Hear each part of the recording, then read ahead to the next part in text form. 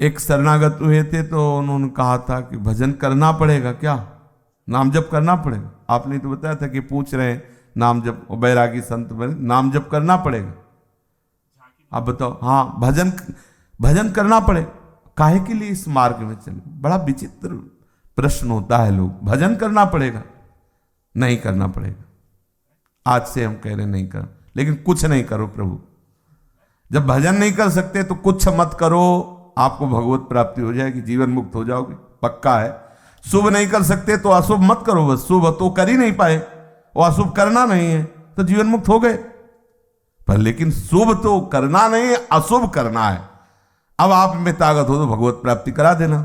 तो प्रभु भी कहते हैं कि चलते रहो, कभी कभी न कभी तुम्हारी समझ में आ जाएगी, सृष्टि प्रवाह में चल रहे हो। भजन एक बार प्रभु को भी छोड़ देना, लेकिन भजन नहीं छोड़ना है। भाई जी महाराज अपनी वाणी में कहा कि भगवत आश्रय लेने वाले का भजन ऐसे होता है जैसे श्वास चलती है। बहुत ध्यान पूर्वक सुनिए। श्वास स्वाभाविक चल रही है, लेकिन रुकने लगे तो कैसा लगेगा? किसी की श्वास रुकने लगे तो कैसा लगेगा? अभी अस्पताल पहुंच जाएंगे, श्वास लेने में समस्या होने लगे तो घबराहट पैदा हो जाएगी, और ज्यादा रुकने लगे, और अगर कहीं रुक जाए तो मर गया, नहीं मर गए। तद विस्मरणे परम व्याकुल दे। भगवत आश्रय लिए हो, आपका भजन रुकने लगे तो आपको ऐसी व्याकुलता होनी चाहिए जैसे किसी की श्वास रुकने पर उसे अस्पताल तत्काल पहुंचो अस्पताल। किसी संत महापुरुष, किसी भगवत प्रेमी गुरुजनों से तत्काल अपना निवारण करवाओ जो आपके भजन में विक्षेप कर रहा है। क्या बात है, क्या संशय है, कौन सा चिंतन आपको फंसा लिया, कैसे आपका नाम छूट रहा है, कैसे आपके अंदर विषाद और शोक आ रहा है? कोई ना कोई अन्य आश्रय आ गया, इसीलिए विषाद आ रहा है। ये जो भजन में विक्षेप डालने वाली बातें हैं उन्हीं के हृदय में आती हैं जो भजन का आश्रय नहीं लिए, भगवत आश्रय नहीं लिए। पक्का मान लेना, कोई ना शोक होता है, ना विषाद होता है, ना भय होता है।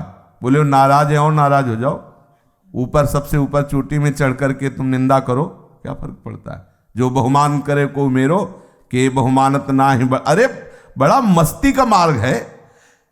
क्या ले सुरपति नरपति लोकपति जिनके भावे घास, क्या मतलब? हम किसी से मतलब, अब हम इसी में परेशान हैं। वो हमारी तरफ कैसे देख रहा है, वो हमारे लिए क्या कह रहा है, हमारे लिए फूल माला लिए सब थोड़ी खड़े रह गए।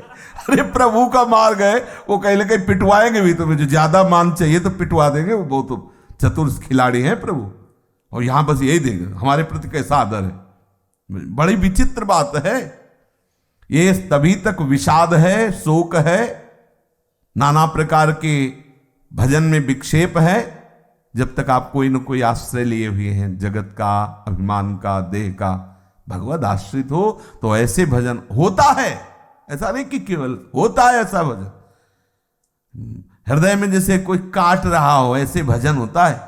अगर बात बाहरी शुरू करो तो वो जैसे नहीं कि अब हम बात तो कर रहे हैं लेकिन इज्जत की बात है। अब अगर हम अभी उसको मान लो चींटी जैसे काट रहे कि बड़ी गंभीर बात चल रही हो, अगर अभी शुरू किया तो सब क्या कहेंगे? ये तो ऐसे ही होता है। अब वो चित्त कहाँ लगा रहेगा? बात तो बाहर होगी लेकिन चित्त वहां लगा रहे जहां मच्छर बैठा है या जहां चींटी काट रही। ऐसे अनंत गुना होता है भजन का पीड़ा, भजन की व्यथा। अब बोलो उपासक कैसे भजन छोड़े? बात करते भजन हो रहा, बात करते प्रवचन करते भजन हो रहा। आपको लगेगा अरे भाई रोम रोम रग रग में वो भजन की पीड़ा समा है, वो भूल नहीं सकता। जैसे श्वास रुक जाए तो मृत्यु हो जाए, ऐसे तद विस्मरणे परम व्याकुलते थी। आश्रय से ऐसा भजन होता है, आश्रय कोई खिलवाड़ नहीं है। घबराहट, बेचैनी होने लगेगी अगर भजन रुकने की संभावना होगी तो। संभावना, जैसे श्वास रुकने की समस्या तो घबराहट नहीं पैदा होती, बेचैनी, ऐसे भजन रुकने पर बेचैनी। लेकिन यह भजन रुकने में क्या है, तो भजन छोड़ने में अच्छा लगता है कि 1 घंटा हो गया, आप कह रहे थे कि 1 घंटा तो होना ही चाहिए, बस छोड़ दिया।